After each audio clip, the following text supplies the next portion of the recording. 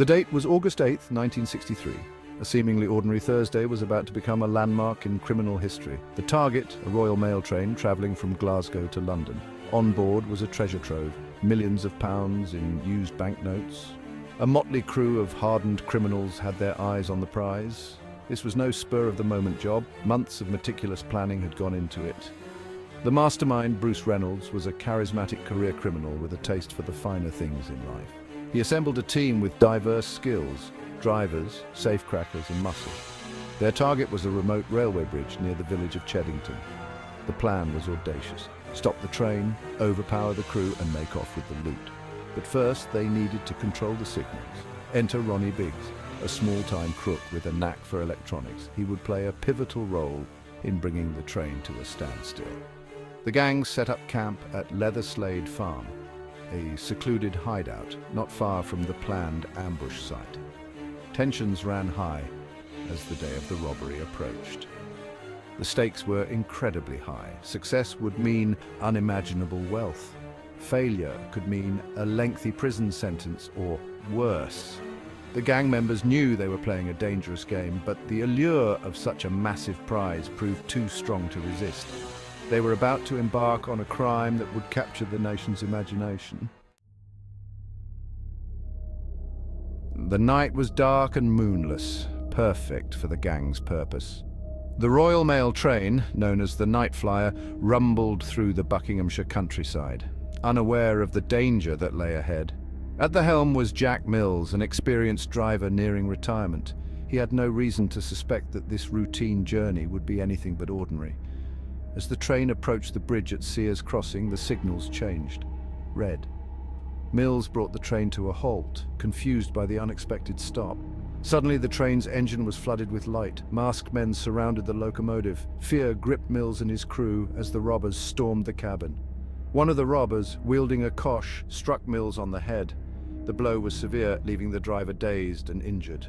With the train under their control, the gang uncoupled the high-value carriage. They moved it a short distance down the track to a secluded spot. There, they put their plan into action. The robbers used brute force to break into the carriage. Inside, they found what they were looking for: sacks overflowing with cash. The gang worked quickly, transferring the heavy bags of money to their waiting vehicles. Within an hour, they had vanished into the night, leaving behind the stunned train crew and a scene of chaos. The robbers made their getaway in a Land Rover. They sped back to their hideout at Leatherslade Farm. There they divided the spoils, a staggering £2.6 million. A king's ransom in 1963. The news of the audacious heist spread like wildfire. The Great Train Robbery, as it quickly became known, was on everyone's lips. The sheer audacity of the crime shocked the nation. Questions swirled. Who were these daring criminals? How could they have pulled off such a brazen heist? The police launched a massive manhunt. Detectives from Scotland Yard descended on the scene. They were determined to bring the perpetrators to justice. The investigation started at the scene. Fingerprints were dusted for, tire tracks analyzed. The abandoned getaway vehicles provided crucial clues. The robbers, however, had been meticulous. They wore gloves, wiped down surfaces, but they had made one crucial mistake. They left behind fingerprints on a Monopoly board they had used to pass the time at their hideout. The fingerprints led the police to members of the gang. Arrests followed in quick succession. The public watched, captivated, as the faces of the robbers were splashed across newspapers. Bruce Reynolds, the mastermind, managed to evade capture for 5 years.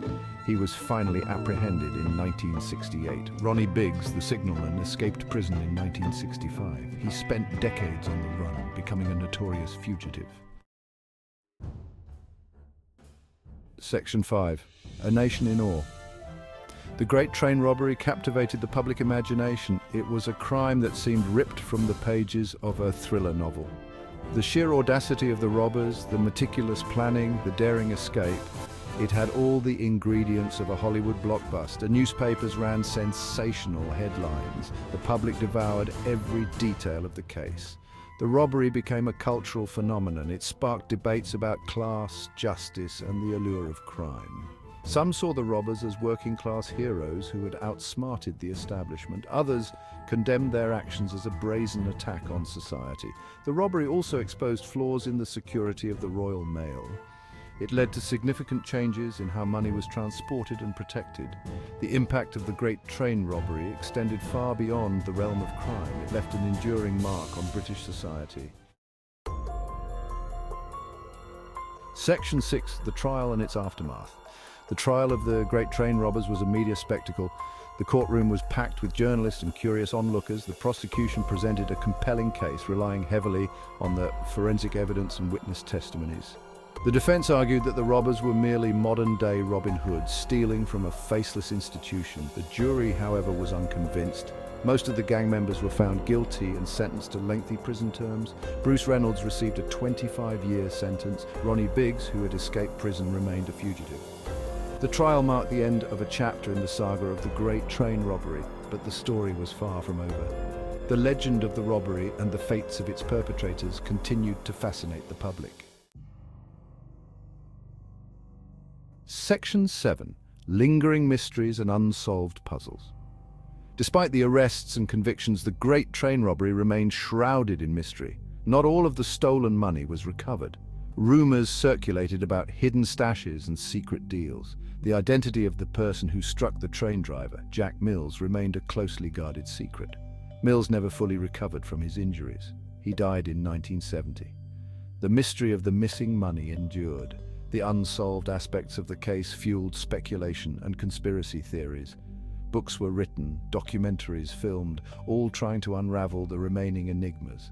The Great Train Robbery, it seemed, was a story that refused to be forgotten. It continued to cast a long shadow over the decades that followed. Section 8. The Legend Endures. The Great Train Robbery became a tale woven into the fabric of British folklore. It was a story passed down through generations, often embellished with each retelling.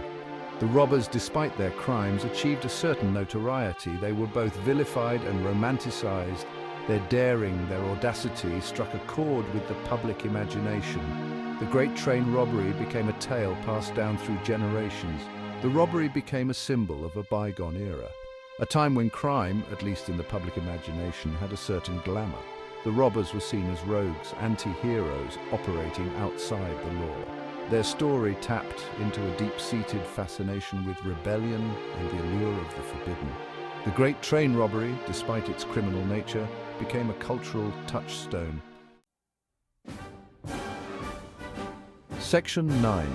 The Great Train Robbery in Popular Culture. The impact of the Great Train Robbery extended far beyond the headlines of 1963.